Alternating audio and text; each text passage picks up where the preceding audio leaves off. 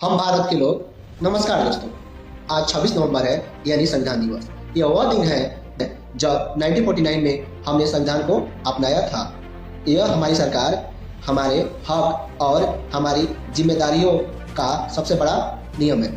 हमारे संविधान हमें 4 बड़ी बातें देती है: आज़ादी, बराबरी, न्याय और भाईचारे। यह सुनिश्चित करता है कि देश में सबका हक बराबर का हो, चाहे वह कोई भी हो।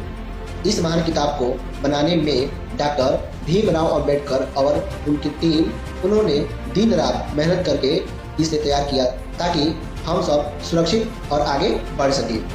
संविधान ने हमें वोट देने का अधिकार दिया, बोलने का आज़ादी दी, लेकिन हमें यह भी याद दिलाता है कि हमें अपने देश का संविधान का सम्मान करना चाहिए।